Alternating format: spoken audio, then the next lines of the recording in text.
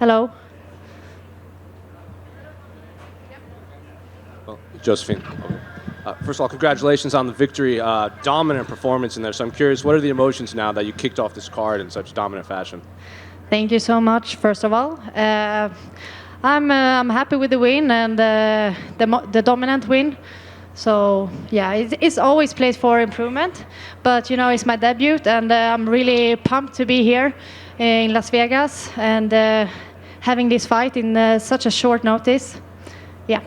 Given that it was such a short notice fight and you did dominate her in pretty much all aspects of mixed martial arts, what improvements do you think you actually need to see in there after this?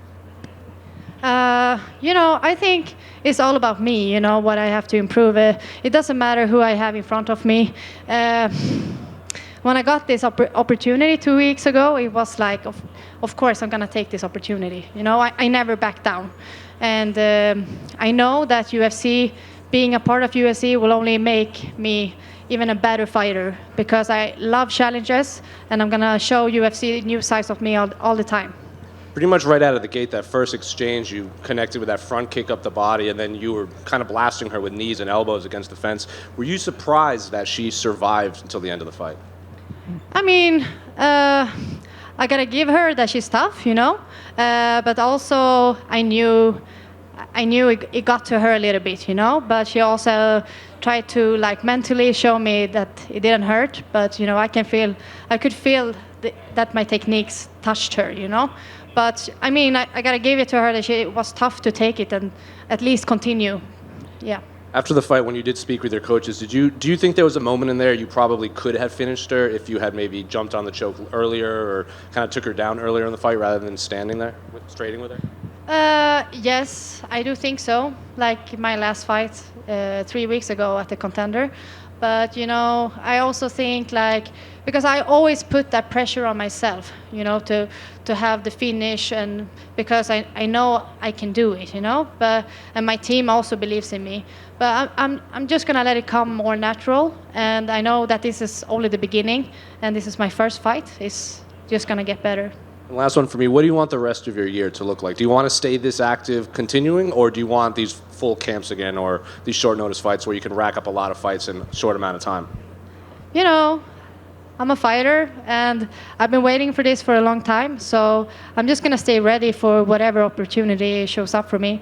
I'm not going to turn down, I want to have fights, more fights. Of course, I have to be realistic, but I feel like my body and everything, my mindset, everything is perfect, and I just want to have more fights. Josephine, right here in the back. Josephine, obviously going out there, big event in Las Vegas. I mean, you've obviously imagined what this would be like. When you got out there, you heard the crowd, you got under the lights. How did it live up to what you imagined? Yes, it did, and more. I love this feeling. Like yesterday at the weigh-in, I just want to take everything in and enjoy the moment. I want to show the world that I'm going to be 100% me. And that feeling I had walking into the fight tonight also.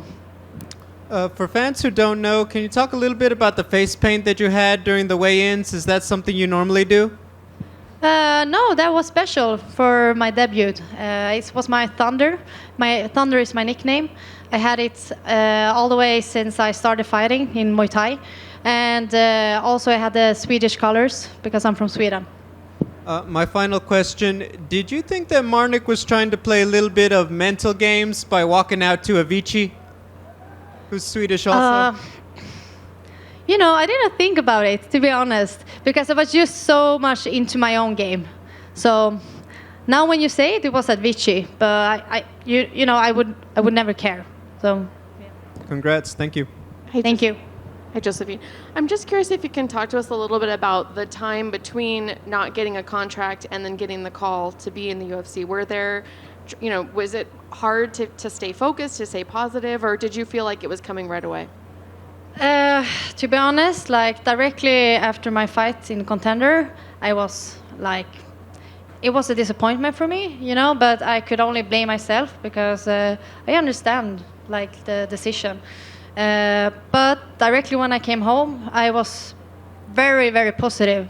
I remember I even told people like coming to me and like, oh, hey, I'm sorry. I was just like, oh, it's okay. I'm going to stay positive because I'm just going to put in the work. I came home and went to the gym directly. For me, it was like no excuse. And then, like a few days after, I got the news, and I was like, hey, you know what?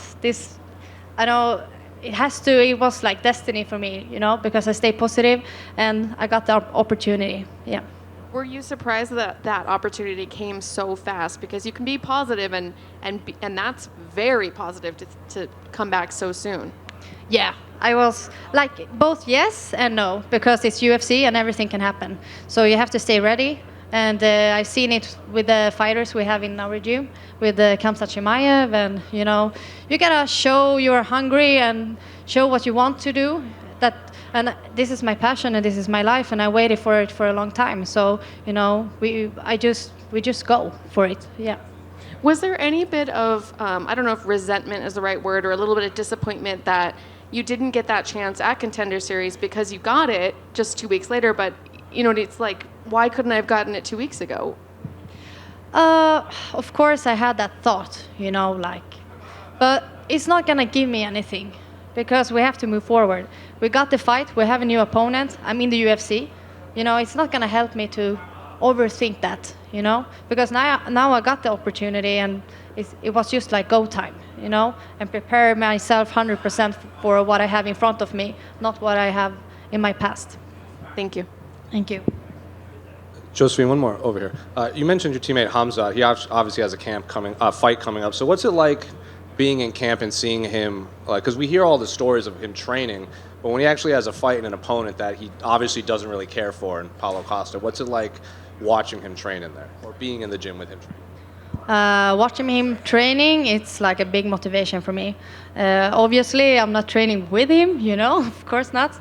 I got those questions earlier, so I just had to sort it out. But we're training like side by side, and I learn a lot from him on the mat, and I look up to him as a fighter, and he's really something special. He's one of a kind.